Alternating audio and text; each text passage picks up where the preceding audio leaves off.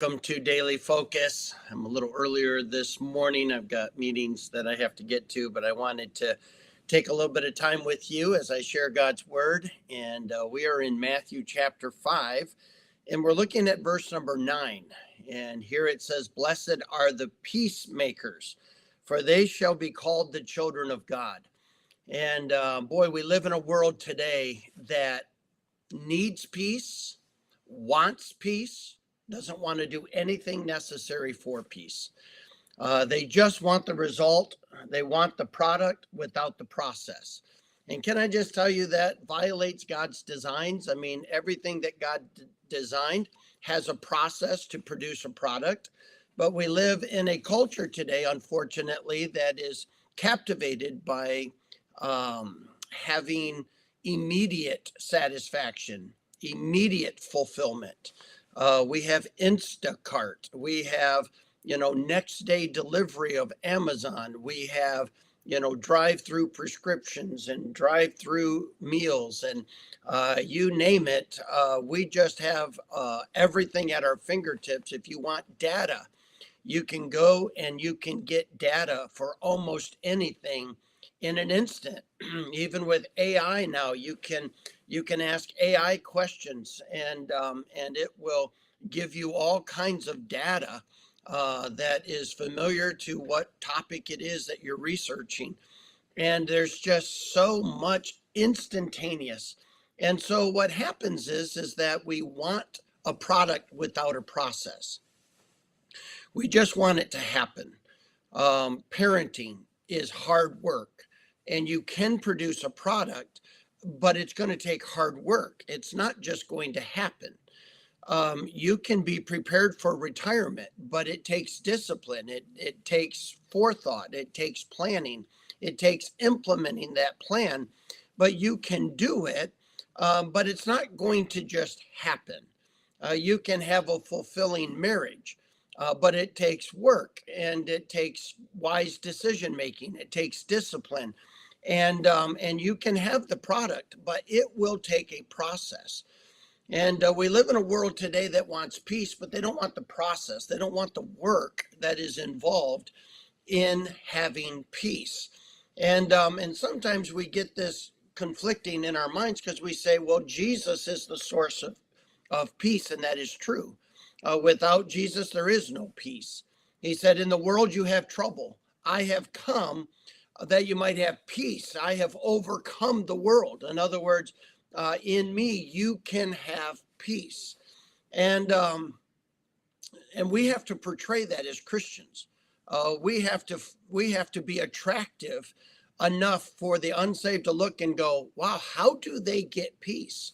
One of the most difficult things in witnessing today is when Christians live in conflict with each other, when Christians live in conflict in their marriage, when Christians live in conflict in the ministry.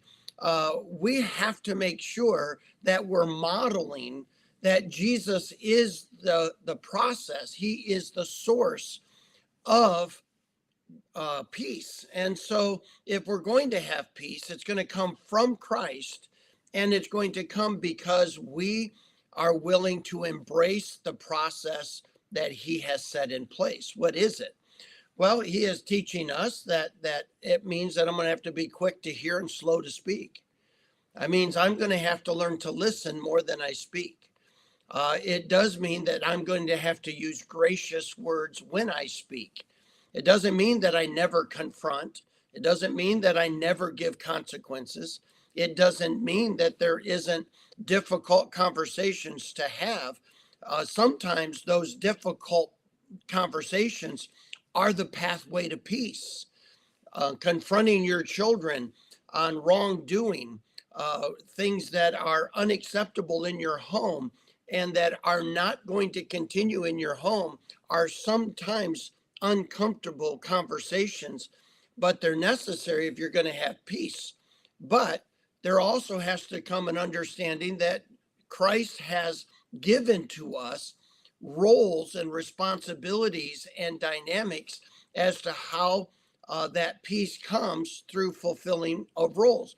You get out of your lane, you start doing things that's not yours to do, you start trying to take responsibility that is somebody else's, you are not going to have peace. You're going to have chaos. You're going to have confusion. You are going to have conflict. Why? Because that's not the design. Sometimes the best path to peace is just people getting back in their lane, letting what God designed function the way that he designed it. Well, yeah, but I don't like, right. That's the problem. We want what we want, we like what we like, and we think that we can violate God's designs and produce it. And all we do is get conflict. All we get is heartache, and we wonder, why can we not get it? Well, it's because people have to fulfill their lane. They can't get out of it. They can't challenge those that God has put in that position to make decisions.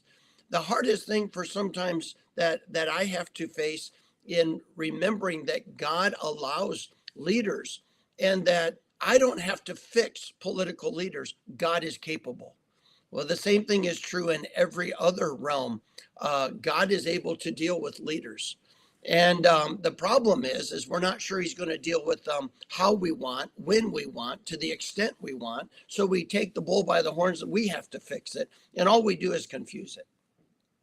If we'll just step back and say, okay, God, I'm going to do my part. I'm going to trust you with your part. I'm going to trust that the design works. There can be peace. There's also the aspect of peace where I am striving to exercise some of these other attributes that have been talked about, and that is to be poor in spirit, to mourn, to be meek, to thirst after righteousness, to be pure in heart, to be merciful. These are all products. These are all ingredients for the product of peace. And so we have to understand that we're not going to just say, I want peace, so somebody give me peace. It's not going to work that way. We're going to have to exercise the things that God says make for peace. They're attributes of Christ. So as I am spirit filled, I can produce peace in the influence and atmosphere in which I live. I can see peace in the relationships that I have. How? Well, it's because I want Christ to be seen in me, empowered by the fruits of the Spirit that manifest the character traits of Christ, and the product is peace. If I just want people to see me, I'm ticked off. I'm not going to stand for that. I'm not going to tolerate that. I tell you right now, not in my home, right? Well, okay. Well, when they want to see you, you're going to mess it all up because the flesh produces conflict. And whenever we make life about us, whenever we make an issue about us, when it's all about us being right, when it's all about us being responded to or obeyed, right? It's not about us. It's about Christ. It's about his design. It's defending his design. It's being gracious in our speech. It's allowing the Spirit of God to empower us to present Christ accurately. And when we do, there can be peace. Now, you say, but that's not always the case because the person on the other side doesn't want Christ, doesn't want peace, doesn't want it right. But it doesn't have to be, the conflict doesn't have to be because of you. It doesn't have to be stirred or continued because of you. What happens is when somebody opposes or somebody's just being selfish, we tend to justify now my selfishness because they are just being unreasonable. They are just being self-centered. They are just being self-pleasing. Right. That doesn't give me license to do any of that. I still have the privilege to show Christ. And I can be at peace knowing I have done everything in the relationship to show them the source of peace and the process to peace. And it is Christ. And if they want conflict, well, I'm not going to be able to be at peace with them, but I can be at peace with me, knowing I'm not stirring this conflict. I have done everything I can to solve this conflict. They just want it. And I can't make anybody else's decisions, but I make all of mine. Blessed are the peacemakers, those that pursue after peace, for they shall be called the children of God. In other words, these people will be shown, they will have a testimony, they will be an example of what children of God look like, walk like, talk like, and participate in these amazing designs the way God designed them to be. God bless you. Hope you have a great day. Let's go out and be a peacemaker today for God's glory. I'll see you.